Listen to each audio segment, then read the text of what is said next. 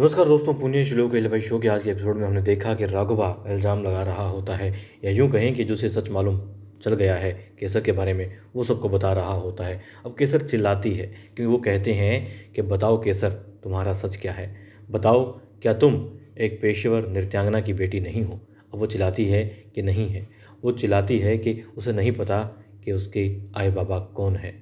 वो दौड़ करके देवीले के पास जाती है और जिस तरीके से वो चिल्लाती है, जितने भी लोग वहाँ उपस्थित थे, सबके चेहरे पर वो पीड़ा जो वो महसूस कर रही थी केसर, साफ झलक जाती है। सिर्फ खुशी आती है तो जी हाँ, गुन्नू जी और राघवा और मैना के चेहरे पर। बाकी सब उस पीड़ा को अनुभव करते हैं।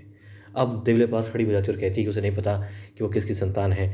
हाँ, उसे इतना पता है कि उसे एक गरीब किसान ने पाला था। जब उसने होश संभाला तो वही गरीब किसान के पास थी, उसके घर में रहा करती थी, वही उसके आई बाबा थी। और कुछ ही समय बाद वो लोग भी भगवान को प्यारे हो गए। वो नहीं जानती कि वो किसकी संतान है असल में।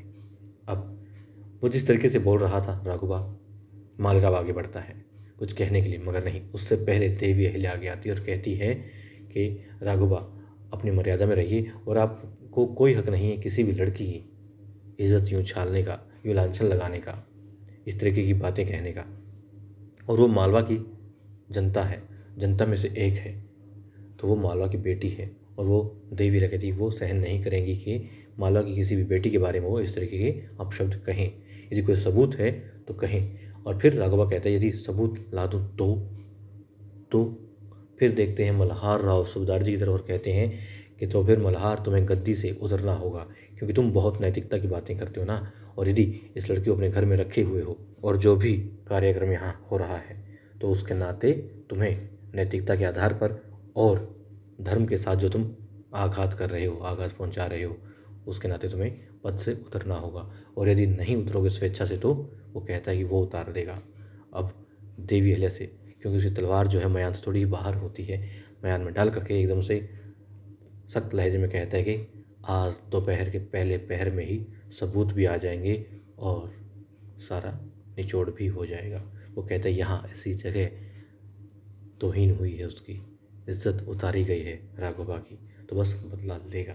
चला जाता है, मुस्कुराता है, मालेराव को देख करके हंसता है और फिर निकल जाता है सबूत लाने के लिए। मल्हार राव सूबेदार जी भी दौड़ जाते हैं क्योंकि उनकी तबीयत खराब हो रही होती है। और केसर भी भाग जाती है पीछे पीछे। मालेराव जाता है चिल्लाता हुआ, केसर केसर। वो दरवाज़ा बंद कर लेती है और बाहर से बेचारा कहता है दरवाज़ा खोलो, दरवाज़ा खोलो, मैं तुम्हारा ही हूँ, तुमसे ही शादी करूँगा, खोलो दरवाज़ा खोलो। और मैना सामने से आती है, खड़ी हो जाती है, मुस्कुराती है, हंसती है।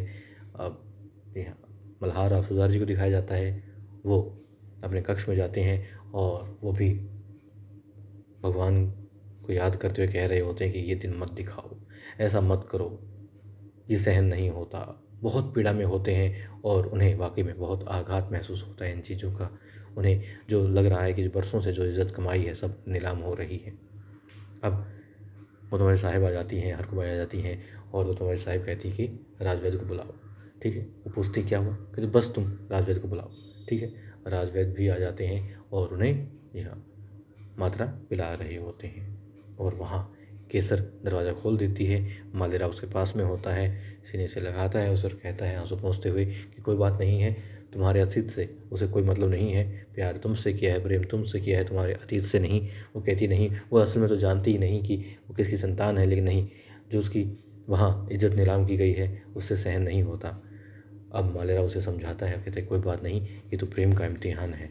और अब तो जिस स्थान पर जहाँ पहुँच गया है इनका प्रेम, जिस मुकाम पर पहुँच गया है और जो हालात बन गए हैं, उसके नाते तो उन्हें पीछे हटना ही नहीं चाहिए, हट ही नहीं सकते।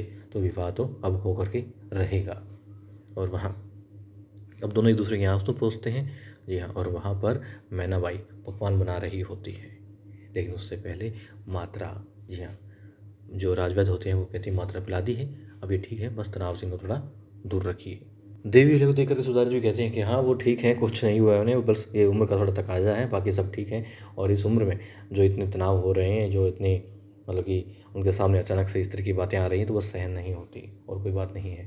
अब गंगूबाज जाते हैं, प्रणाम होता है और फिर तब इसके बारे में पूछते हैं, फिर बताते हैं कि राघवा आए हैं और मतलब कि वो बात करना चाहते हैं और वो भी बैठक कहाँ होगी, वो कहते हैं दरबार में होगी। तो फिर क्या करें, क्या मना कर दिया जाए? दिव्या कहती है नहीं, दरबार में ही होगा और दरबार सही वक्त पर ही लगेगा, चिंता मत कीजिए। और अब रसोई में आहा क्या खुशबू आ रही है। मैना कहती है वाह क्या सुगंध आ रही है, क्या खुशबू आ रही है, और कहती दासियों से कि बस ऐसा पकवान बनाओ आज तो के सब उंगलियां चाटते रह जाएं और जो भी यहाँ आसपास से गुजरे तो बस इसकी खुशबू से रसोई में ले आए। ये बनाओ वो बनाओ, ये बातें करती हैं। फिर देवी और कुतुम्हारी साहिब आ जाती हैं, पूछती हैं क्या बात है, मैंने बहुत खुश लग रही हो और ये पकवान। तो कहती हैं हाँ, आपके साथ तो ये खुशियाँ मैं बांट नहीं सकती क्योंकि आप तो खिलाफ मत में खड़ी हैं, लेकिन आज जो कुछ हुआ बस खुशियाँ हैं, बहुत खुशियाँ। वो कहती कम से कम 40 लोगों के साथ तो, ना जाने 40 का क्या इशारा था उसका, शायद घर वालों के जो बहुत नज़दीक के रिश्ते हैं वो उसने गिने हैं और देवी हले को छोड़ करके गिने हैं। कहती हैं उनके साथ तो खुशी बांटूंगी ही बांटूंगी। ठीक है, आप गौतम साहिब भी कहती हैं, दिला भी कहती हैं कि अच्छी बात नहीं है किसी के दुख दर्द तकलीफ़ को यूँ मजाक में उड़ाना और खुशी मनाना। तो कहती हैं वो तो खुश है और उसे अच्छा लग रहा है कि हाँ जो हालात उसने देखे हैं अभी मालेराव और केसर के, बहुत अच्छा लग रहा है। देवी अहिल्या भी समझाती हैं, गौतम साहिब भी समझाती हैं कि युद्ध भूमि में भी चाहे शत्रु हो लेकिन उसकी भी इज्जत की जाती है, उसका भी सम्मान किया जाता है। बेशक मरने मारने के लिए दोनों एक दूसरे के सामने खड़े हों, और एक स्त्री होने के नाते स्त्री की इज्जत तो करनी ही चाहिए, उसके हालातों को तुम्हें समझना चाहिए। और उसके हालातों का मजाक उड़ाना बहुत गलत है, मगर वो अपने ही गुमान में होती है। उसे लग रहा होता है कि हाँ उसे तो सारे जहां की खुशियाँ मिल रही हैं, जितनी पीड़ा मालेराव और केसर को हो रही है उतनी ही खुशी ये मूर्ख मैना महसूस कर रही है। और दोस्तों देखते हैं आने वाले एपिसोड में, क्योंकि अब दरबार जो है लग चुका है, सब लोग दरबार में पहुंच चुके हैं। और पहले बहुत भूमिकाएं बांधता है रघुबा कि आप देवीले को लेकर के आए, एक जो कि चरवाहे की बेटी थी, बकरियां चराया करती थी, फिर आपने जावेद आपका चुना मुक्ता के लिए, आपकी पोती के लिए, वो भी बहुत ही मतलब कि गरीब परिवार का है। बहुत अच्छी परंपरा आपने चलाई हुई है और वो सम्मान भी करते हैं इस बात का। ये इतिहास में दर्ज होंगी बातें कि कितना अच्छा आपने काम किया। सूबेदार जी कहते हैं रघुवर से कि श्रीमंत आप सीधे मुद्दे की बात कीजिए। कहते हैं भूमिकाएं तो ज़रूरी हैं क्योंकि अब आप जो करने वाले हैं उससे मालवा का भविष्य तय होता है, या तो व्यर्थ में जाएगा या फिर से इतिहास बन जाएगा, कोई अच्छी बात होगी। और वो कहता है कि वो बेशक अच्छे संबंध नहीं है दोनों के बीच में, अब सूबेदार जी और श्रीमंत के बीच में, लेकिन मराठा साम्राज्य का वो प्रतिनिधित्व करता है, उससे संबंध रखता है, इसलिए यहाँ पर आया है। और कहता है अब वो सबूत भी लाया है केसर के खिलाफ, केसर की हकीकत। ताली बजाता है तो कुछ लोग आते हैं और एक तस्वीर लाते हैं। अब आने वाले एपिसोड में देखेंगे किस तरीके से क्या होता है, क्या यहाँ पर दोषी ठहरा दी जाती है, झूठी ठहरा दी जाती है केसर, या फिर देवी अहिल्या उसका बचाव करने में कामयाब होती हैं।